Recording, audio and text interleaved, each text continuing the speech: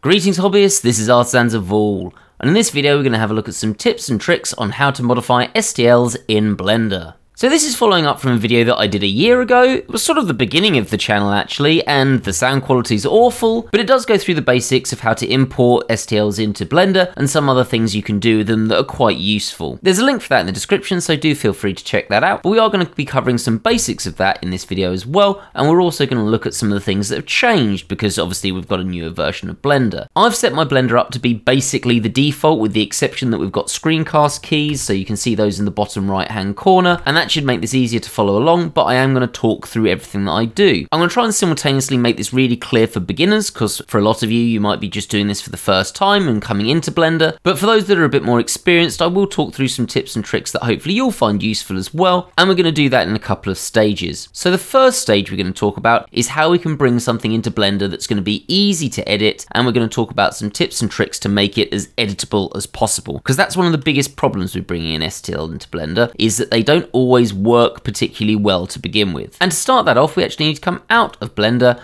and I've got my downloaded file. So we're going to start this looking at a battle barge from Italian Moose, and this is free to download from Thingiverse. And the first thing that's probably most important to do is make sure that you've got a program called 3D Builder, which I believe is a Microsoft program. It does come with a lot of Microsoft computers now, and actually as a 3D STL file, this is automatically going to open up in this, and Italian Moose has done a really good job on this, and you notice you've got all the bits individually, but we're going to open up the full file. So I'm just going to double click on that, and it's going to open it up in 3D Builder, and we're going to want that in millimeters, so I'm going to click Import Model, and we've got this in millimeters, and it's going to note straight away that there are some issues with this file, and that's to be expected. That's why we're bringing it in here to begin with. It's a fantastic tool for fixing STLs before we bring them into Blender. So all I'm going to do is click here, and it's going to start fixing it. And depending on how quick your computer is, that might take a minute or two. And once we're done with that, this is going to be an object that we can easily bring into Blender. It's got no problems with it, or no major problems with it. And all I'm going to do is go to File and then Save As.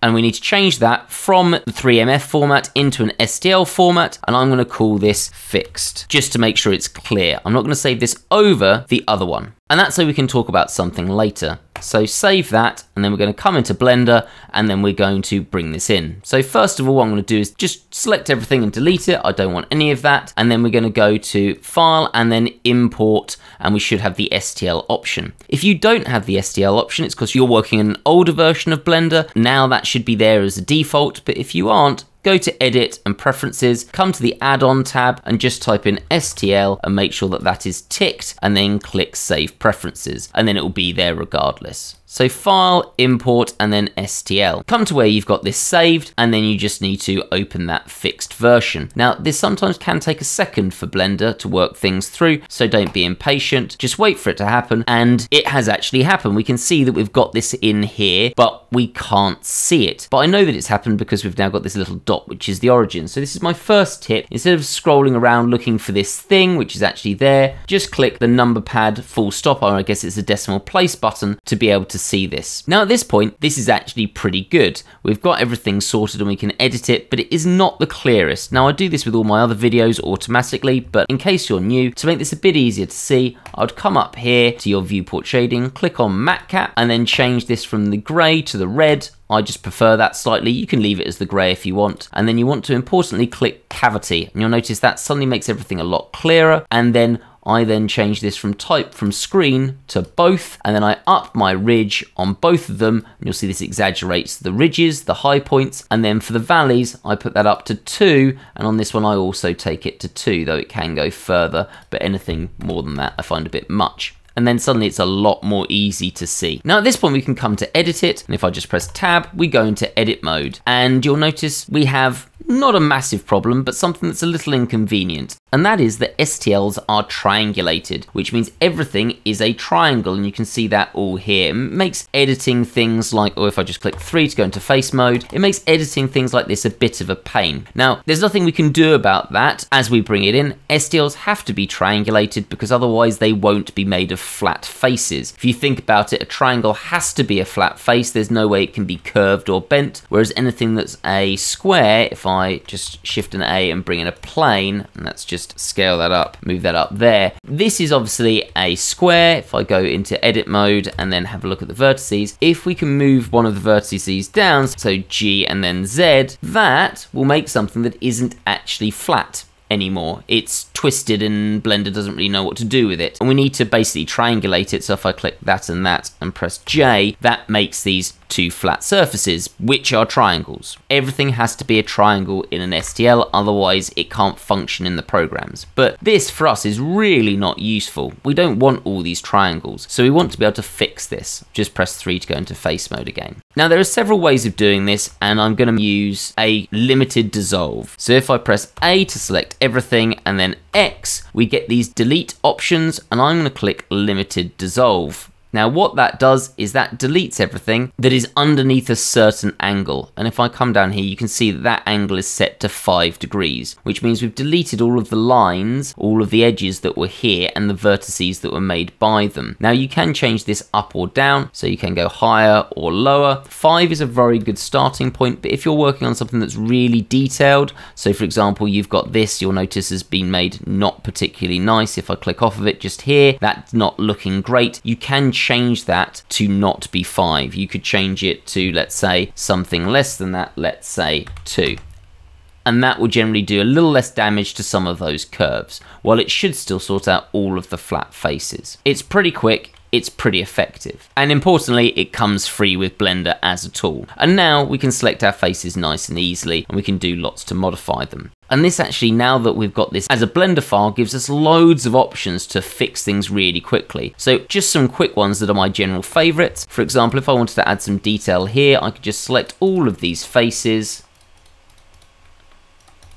there, and then I could just do something like press I to inset them, and then I can inset them a bit, and then what I can do is come here where we've got our extrude region, and if I click on that and hold down, we can do extrude along normals, and that means that everything's going to come out directly perpendicular to the face. So we can do something like that, and we've really quickly added some details. Now the other option here, if you want to do something similar, I'm just going to click back up here, so we're off of the extrude option.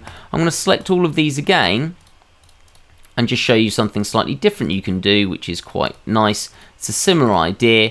If I press I to inset those, if you press I again, it changes it into an inset where they're separated. So if I just show you that again, you'll notice they're connected. So it's doing it together where the faces are touching, whereas I again, we get that separated. And again, we can do the same thing of extruding along those normals, and we get again more detail. So in a couple of seconds, we have very quickly changed this to something which is relatively low detail, still over this side, to something really high detail over this side. And you don't have to do that with squares, you can do that with circles as well. For example, I could do the same thing here, and then extrude that up, and then I again, and then extrude that up, and we've now just made a really quick little aerial on that turret. Now the other thing that we're safe to do now, because we fixed this and we're going to have less problems, is it's quite easy to bring in additional details. For example, notice I've clicked off of the object. If I press Shift and A, I might want to do something like bringing in a cylinder, and that will come down here where our cursor is, and I might just G to bring that up, centralize it, and then again I could S to shrink that down, and then do exactly the same thing where I select that face, and then let's bring up another aerial again. Now this is now separate to this object, and it's quite a good idea to bring them in and boolean them together. And because we've fixed this, all of our geometry here, all of our faces don't have all those triangulated lines going across them. This makes this a lot easier for Blender to do. If I want to join this together, what I'll do is click the object that I want to join it to, which is here, come to my modifier,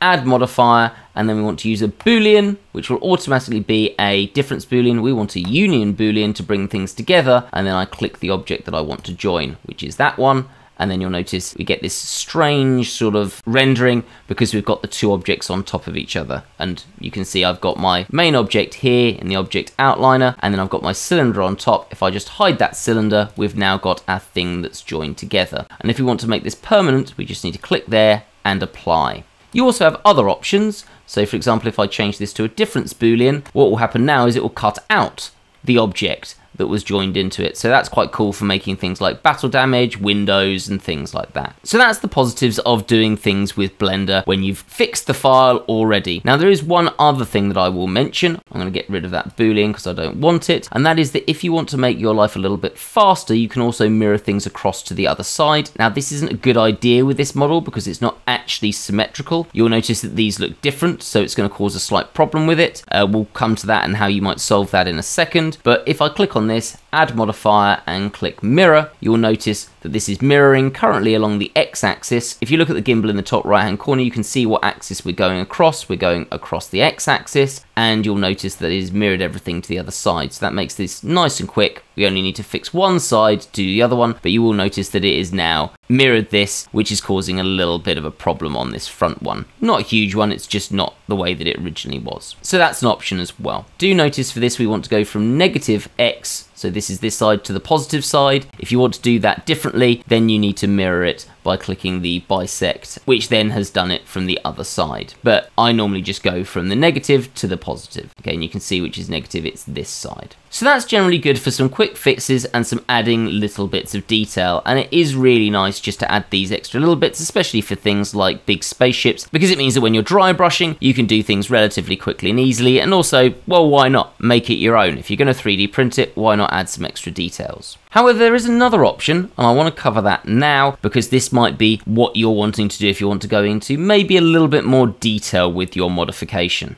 So what I'm going to do is just delete that out, and I'm going to delete that cylinder, and we're going to start again. But this time, I'm going to go to import STL, and instead of importing the fixed version, I'm going to import the non-fixed version. Now, there's going to be some potential issues with this. I'm actually going to bring in another example later, and we'll talk about how to fix some of those issues. But if I click import STL, we've got the same thing. It's worked great, except for it's not quite worked as well as we thought it had. If I actually go into edit mode, again we've got the triangulation that we need to sort out. So let's just press X and then limited dissolve, and we've got that sorted. But there is another problem, and that is that this is actually made up of lots of different objects that have been thrown together, and they haven't actually been properly joined together. Well, they have been joined together, but they haven't been booleaned, which means that they have these overlaps. Now, that is a slight problem for some printers. Most of them are okay dealing with it now, but it's not going to be great taking things into and out of Blender for this. It can cause some problems if you want to boolean things to this file, because it's not quite what we'd refer to as manifold. It's got issues with the mesh, and to be fair, a lot of people do this when they're putting STL files up online, and most 3D printers can deal with it. It's just got some issues with it. Now, a caveat to that, this file's free from Thingiverse. Italian Moose has obviously spent a lot of time making this, so don't complain. Like, if this is a paid for file, I can get why you might complain, but you're getting this free. Just be very thankful. He does an absolute awesome job, so just bear that in mind. But it does afford us one really big positive, and that is when things haven't been joined together, you can actually do some things in Blender to select individual bits of that. Now let's go through some methods of doing that. The first is that if you ever select something, well, in fact you don't need to select anything, but I always do out of habit. If I put my mouse over something and press L, it will only select the bits that are linked to what my mouse was over. So in this instance, that turret is a separate object, and if I press G, I can move it around. Or more importantly, I could press, let's say, Shift and D and make a copy of it. And I could put, let's say, another turret somewhere else. I don't know, let's do there. So you can add details that are from this file and put it on other parts. So you can suddenly massively upgun your ship. Or if you wanted to do something else, I'm just undoing that, you could see what else is separated. So for example, this is separated, this anti-aircraft gun, or well, anti-fighter gun. So I could Shift and D and bring that to other places and maybe put a couple of them along this dorsal spine. Or I could even look at what I was doing earlier, Shift and A, mesh, and bring in a cylinder, and then move that cylinder somewhere there, and we've got something that we can then mount that on, however we want to do that. So somewhere there. So you've got all of these options now because you can select these individual bits. Now, one thing you'll notice that you need to be careful with is that if I've got something selected and I click over and press L, it adds it to that selection. If I press G, it's going to move both of them. So do be a bit careful with that. You always want to click off so you're on nothing, or actually click a face on the thing I want to select and press L. But until you go in and explore the STL, you're not going to necessarily know what's all connected together. The other option is that you can then press P, and that's going to separate, and you can do that in a couple of ways. The first is that if I click on, let's say, this turret again, and press L, and then press P, you can separate by the bits that you've selected. So if I do that, now, if I go out of edit mode by pressing tab, you've got this as an object and this turret is a totally separate object, which makes it a bit easier to move around. The other option is if you again tab into edit mode, press A, is you can press P and separate everything by loose parts. And that means everything that's not correctly joined together will become a loose object. So if I click that now, you've now got all of these separate bits. I just tab out of that. So you've got one bit there, another bit here, another bit there, another bit there. So you can now see all of these separate parts. This part down there is separate. I think the front's probably separate. And when I said you've got a problem earlier with this mirroring across, if you, for example, let's undo that, had this all joined together, if I came over here, selected this, oops, no, they're still not joined back together. There we go. So if I tab into edit mode here and then press L on this, I can now press P and separate by selection. And now if I press tab to come into object mode, we've got this separated, this is all together. So I can come into face mode here, do my editing. Let's just do those ones for the sake of demonstration. So I to do that together. Let's extrude those out. And then I could use my mirror modifier that I did earlier, but this time this one isn't being changed because it's now a separate object. It's not connected to these. So you've got a lot of potential there of what you can do just by selecting loose bits and adding or duplicating out those details. So that's a really, really nice option. However, there can be some issues with this. I'm just going to delete this again and I'm going to bring in a different STL. Now I will say this is going to show some errors and that's fine. We'll talk through those errors and make sure we're happy with what's going on. But I also want to point out, if you did the trick of taking it into 3D Builder, this wouldn't be a problem. So I'm going to file, import, and I'm going to bring in a different STL this time. And this is a Martian tank by Stuart Pearce. Really nice model. If I just click on full and import this, it's got a bit more to it, so it takes a bit longer to come in. I'm going to press the decimal point button to come to that, and we can see we've got all of this objects here. And you'll notice it's got everything as one file. So the first thing we're going to want to do is separate some of this out. But there is an important issue with this file that we're going to talk through now and make sure that we're perfectly happy with. And if I go into edit mode and then come into vertex mode, we might be able to see some of these issues. Now, it's a bit difficult to tell this here actually. I'm sort of used to looking at this, so I can see this slight shading issue, but there is a problem here, and let's talk through how we're going to see this problem so it's easier for you. Now, if I come here to my overlays, you can click what's called face orientation. And that does a very important thing. It shows you what faces are the correct way round. That's blue. That means you're seeing the outside of a face, which should be pointing towards you. Red means that you're seeing the inside of a face. And that's a problem, because the insides should be on the inside. Effectively, this has been flipped around at some point, either by Blender or when it was being made, and that's not going to work very well. It's going to cause you lots of problems with what you're trying to do and edit. So we need to fix that. Now, luckily, this is a relatively easy thing to fix if you know what you're doing. So what I'm going to do is tab into edit mode, press A to make sure everything is selected, and then if you just go to mesh and then normals and then recalculate outside, it will take a second and then it's recalculated the outside of everything. So we've now not got a problem. So that is always worth checking when you bring in an STL into Blender. In fact, it's actually the first thing you should do, because if you don't, you're going to find yourself with some problems. And then you can just come here and click off face orientation. So that's just something to be aware of and just to keep an eye on if you are going to not fix the object before you bring it into Blender. And as normal, I'd probably be selecting all of these. Now do notice if you want to select, let's say for example, this gun and separate it, if you just drag and separate like this, you're not selecting everything, it doesn't select through. So you do want to press Shift and Z, and that's going to go into X-ray mode, and then when you select, it will select everything. And then you can just do your P, separate by selection, and now you've got that as an alternative object. So hopefully that gives you some good ideas of how to bring your objects into Blender and how to get them to the point where they can be edited in a way that you want. Now, obviously, to go further than this, you do need to use some of the other functions, and I've got a lot of videos covering a lot of different things you can do with Blender, so if this is the first time you're looking at the channel, do have a look at some of those other videos. You might be particularly interested in something called Box Cutter, which is an add-on, and if you're not subscribed to the channel, please subscribe for some more great content, and if you're really interested in supporting the channel further, have a look at the Patreon, where you'll get videos ahead of time, and you'll also get files that I've created and tips on how to make those files from scratch as well. Have a great day, guys.